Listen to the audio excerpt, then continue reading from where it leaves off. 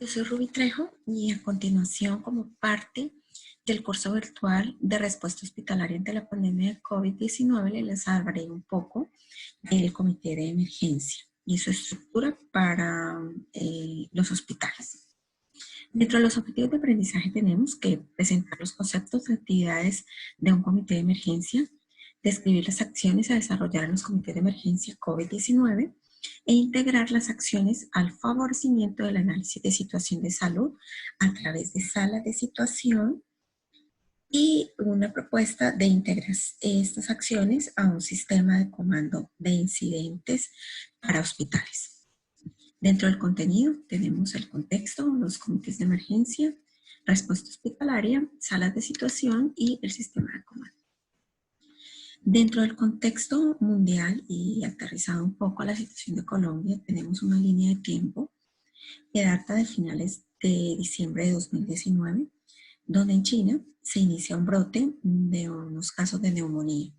Estos casos generan alarma y preocupación, por lo cual se empiezan a investigar y llevan a una identificación del virus el 9 de enero de 2020 por parte de la OMS.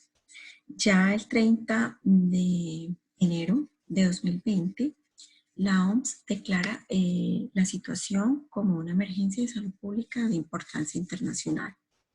Esto le da una connotación y un giro especial a la situación en la medida de que los países tienen que desarrollar una respuesta oportuna y guiada, coordinada frente a la situación que está aconteciendo.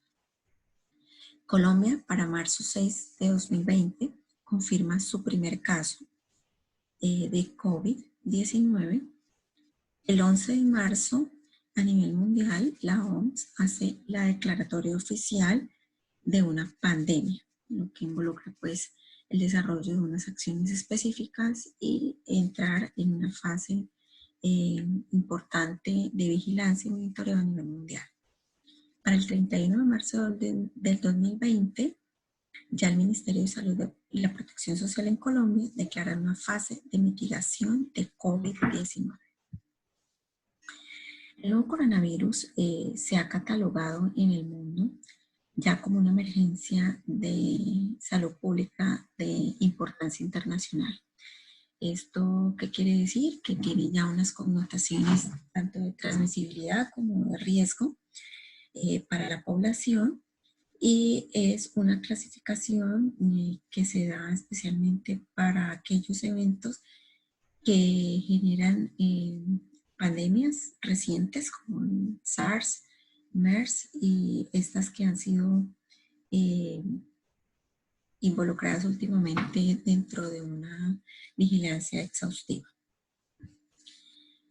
La ESPI, como se define la emergencia de salud pública de importancia internacional, es definida dentro del marco de un reglamento sanitario internacional, que es aquel que rigen los países en el mundo, que va de la mano en coordinación con la Organización Mundial de la Salud.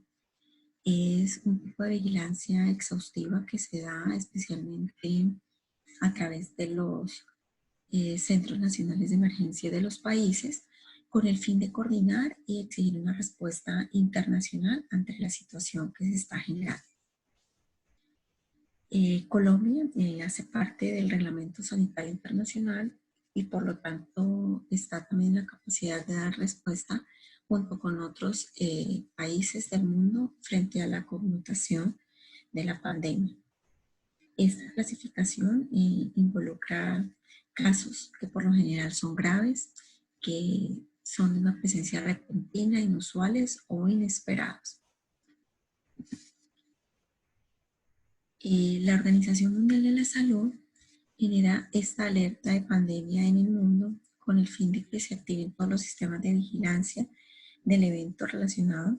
En este caso, activar también el monitoreo de vigilancia de todas las enfermedades respiratorias graves y enfermedades respiratorias agudas normales, con el fin de hacer filtro y seguimiento a toda la situación que pueda estar generándose en el mundo.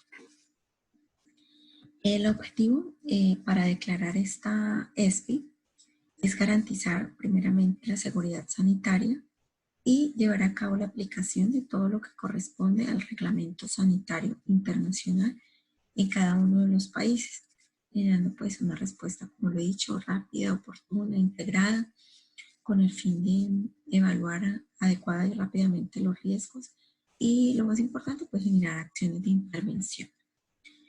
Cuando se clasifica una ESPI, esto lo hace directamente la Organización Mundial de la Salud, quien desde finales de diciembre estaba monitoreando la situación que aconteció en China a través de su comité internacional o comité de emergencias internacional, en el cual está involucrado el director de la OMS y todo lo relacionado al reglamento sanitario internacional.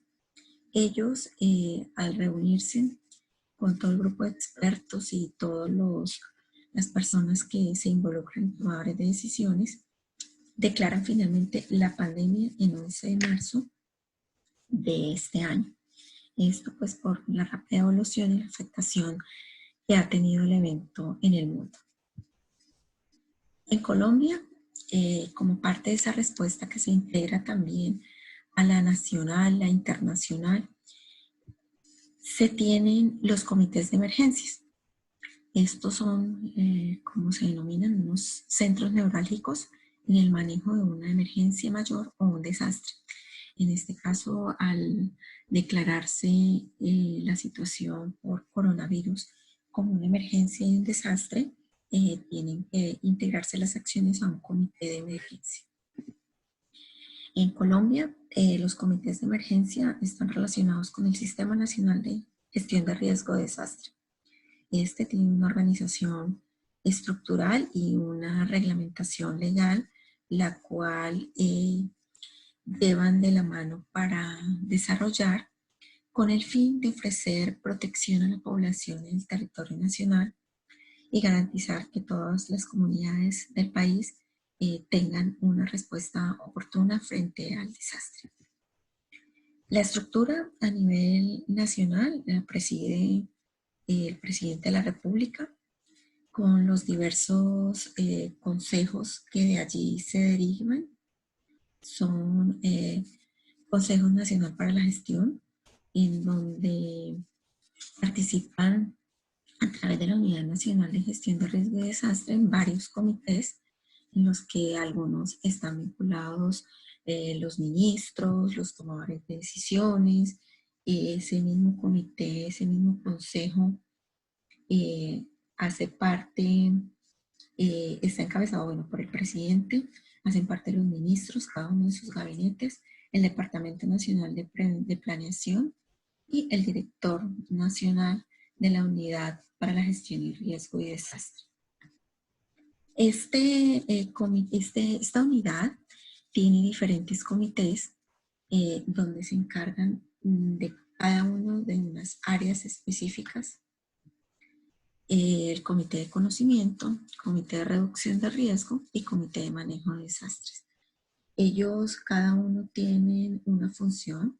El Comité Nacional de Gestión de Riesgo está más encaminado a orientar las acciones, también de su mano a coordinar las actividades y asesorar y planificar la implementación permanente de los procesos de riesgo que se generan en el país. A raíz, es muy usado en la atención de desastres de tipo natural y es una estructura que también en su medida tiene que aportar herramientas para apoyar el riesgo, la emergencia que estamos viviendo a través de esta pandemia. Los comités nacionales para la reducción de riesgo son los encargados de asesorar y planificar la implementación de procesos de reducción de riesgo de una manera integrada a una unidad nacional de gestión de riesgo y desastre, donde también se deben de integrar cada uno de los comités, tanto departamentales como locales. Esto con el fin de tener una respuesta y una organización orientada. El comité departamental y el local o municipal deben de generar unas acciones integrales para la respuesta del COVID, integrando también el sector salud, integrando otros sectores, el hospitalario, pues para dar una respuesta integral. Nos damos cuenta que al declarar una emergencia en salud pública de importancia internacional, se deben activar alertas y debe trabajarse transversalmente, desde lo nacional, departamental y municipal. En el sector salud específicamente, involucrar el Ministerio de Salud y Protección Social, el Instituto Nacional de Salud, los Centros Nacionales de Enlace, las Secretarías Departamentales y Distritales en lo departamental, y en lo municipal, las alcaldías y secretarías de salud. La Unidad General de Gestión de Riesgo y de Desastre ha adelantado varias acciones en torno a la respuesta para COVID-19. Esas acciones van desde que se confirmó el primer caso en marzo 6 en Colombia. Ellos realizaron varias reuniones con el fin de activar el Sistema Nacional para la Gestión de Riesgo y realizar unas reuniones a través del puesto de mando unificado. El 17 de marzo, a través de esta unidad nacional, se hizo la declaratoria de estado de emergencia, lo cual permitía a los municipios implementar unas acciones. Hablo de los municipios específicamente porque son parte del objetivo de esta charla, hablar más hacia la respuesta local, de que estos hicieran una declaratoria de emergencia, contaran con un inventario de recursos y un desarrollo de actividades para actuar frente a la atención y mitigación de este evento. La Unidad Nacional de Gestión de Riesgos ha emitido varias normatividades, pero las normatividades a la fecha, dentro de lo realizado, no han sido puntuales hacia una respuesta de salud. Estas intervenciones que se han realizado de esta unidad datan más hacia la atención de una población vulnerable, población que, sin dejar a un lado, hace parte también de esta respuesta integral que se debe ofrecer. Es importante mencionar que ellos también deben de estar involucrados en la estructura de atención hospitalaria y de planteamiento de los sistemas de comando de incidente hospitalario.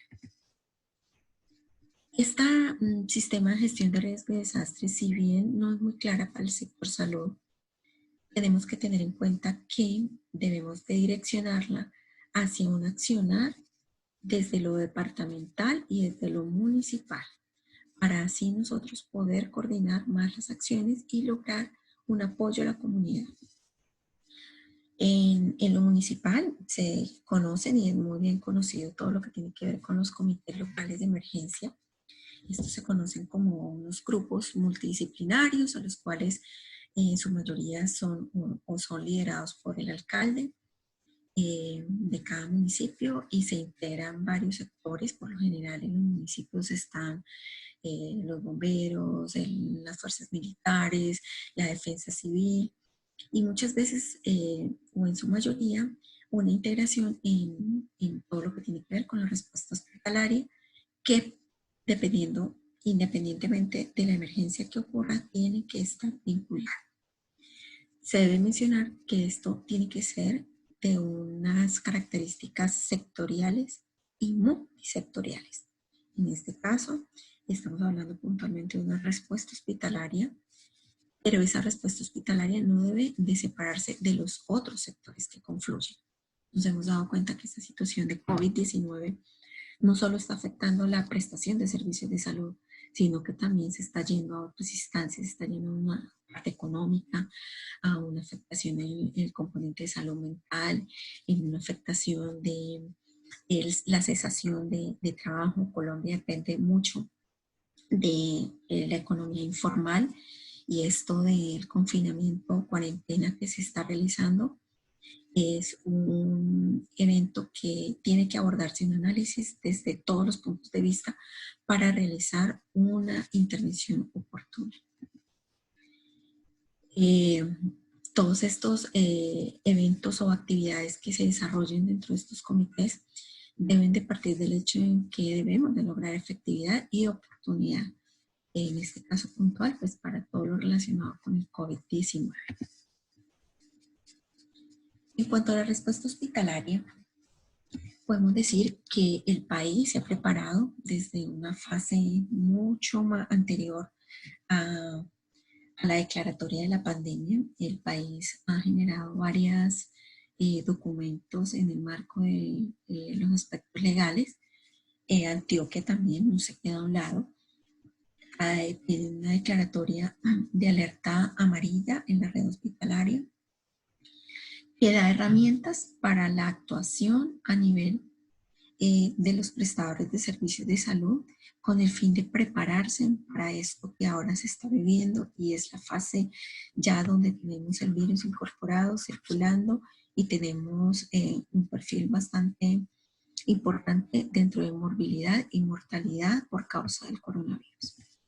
Dentro de esta circular que se generó en la Secretaría Seccional de Salud de Antioquia, el marzo 9, con fecha marzo 9, integra muchas acciones a desarrollar desde la misma activación de los planes hospitalarios para la gestión de riesgos que se deben tener definidos en cada uno de los hospitales. También da pautas para que los hospitales tengan preparado un inventario que estime no solo los insumos, con cuántos camas contamos, cuántos elementos de protección personal, sino que también involucre el recurso humano, involucre todo lo que tiene que ver con el sistema de transporte, de comunicación y de todo lo que tenemos que tener en cuenta para el escenario de, de la atención hospitalaria. Se habla también y se activan las acciones en lo que tiene que ver con el cumplimiento de protocolos, no solo el protocolo de bioseguridad, el protocolo de aislamiento, sino también los protocolos de vigilancia en salud pública que están relacionados con todos aquellos diagnósticos diferenciales en torno al COVID-19. La vigilancia y el monitoreo de todas las enfermedades respiratorias agudas, las enfermedades respiratorias graves y todo lo que tiene que ver con el monitoreo constante de esta situación en la población. Además, esta circular da como las estimaciones de todo lo que se tiene que tener en cuenta para el hospital y que se tiene que tener en cuenta en los sistemas, mejor, en los planes hospitalarios para la gestión del riesgo de desastre ante COVID-19. A nivel nacional, tenemos una circular que integra mucho las acciones que desarrolló Antioquia. Esta circular es previa a la circular de Antioquia. Esta fue dada por el Instituto Nacional de Salud y el Ministerio de la Protección Social y dan pautas para una detección temprana del control y atención del posible, en ese momento era la posible introducción del nuevo coronavirus, y pautas para la implementación de planes de creación y respuesta. Aquí muchas de esas actividades van de la mano tanto a nivel nacional como departamental. No debemos dejar a un lado que el funcionamiento de un comité de emergencias no es efectivo si no se alimenta de un adecuado flujo de información. Ese flujo de información tiene que venir de diferentes sectores, instituciones, se debe involucrar no solamente en el caso puntual de COVID del hospital, sino también los prestadores, los laboratorios de salud pública, los laboratorios clínicos, la red de prestación de servicios en general. Esa información tiene que basarse no solamente en la notificación de casos, sino en información que se genera del comportamiento del evento. A la fecha tenemos un sinnúmero de estudios de los cuales nos han dicho del comportamiento del COVID desde cuando apareció el primer caso en China, de los síntomas que presentan los sitios o los países donde se han presentado los eventos, del comportamiento, de dónde están los enfermos, de que se mueren, cuáles son las principales causas de mortalidad. Nos hemos dado cuenta de que tienen un riesgo una población específica otra población tiene más, no tanto factores protectores, pero sí factores como de menos riesgo para desencadenar la enfermedad. Y todo este monitoreo de la situación o del perfil de mortalidad en un evento lo podemos analizar a través de una sala de situación. Estas salas de situaciones permiten a los comités de emergencia hacer un análisis adecuado que oriente una manera oportuna para la toma de decisiones. Esto lo vemos que puede ser actualmente todo, está de moda todo lo virtual. Las salas situacionales pueden ser un espacio físico virtual, pero las condiciones dan a todo ser virtual. Entonces, es un espacio virtual donde determinemos el estado y el comportamiento del COVID, esos factores de riesgo, esa revisión sistemática de literatura de cómo se está comportando el evento, qué ha cambiado, qué patrones tiene nuevos, qué cambios, y de ahí alimentar nuestras acciones. Vemos, por ejemplo, que un ejemplo puntual del análisis de situación es esta información que vemos en las fuentes oficiales como Ministerio de Salud y Instituto Nacional de Salud, donde puntualmente nos cuentan cómo es el comportamiento del evento, cuántas personas se enferman, cuántas se recuperan, cuántas se han muerto, en dónde están localizados los casos, cuál es el comportamiento por sexo, una georreferenciación de los casos y nos pone también en un contexto internacional. Recordemos que para nuestra respuesta que sea oportuna debemos también alimentarnos de información internacional, nacional y local. No es solamente analizar los casos que tenemos hoy en el hospital, en el pueblo, en el municipio, sino que también debemos de monitorear ese comportamiento a nuestro alrededor. Las salas situacionales tienen niveles donde recolectan información, la analizan y lo más importante es que tengan una salida y que sirvan para las tomas de decisiones en todos los niveles en los cuales se está analizando la información. Como parte de esta complementación de información y análisis y respuesta, se plantea un sistema de comando de incidentes para los hospitales.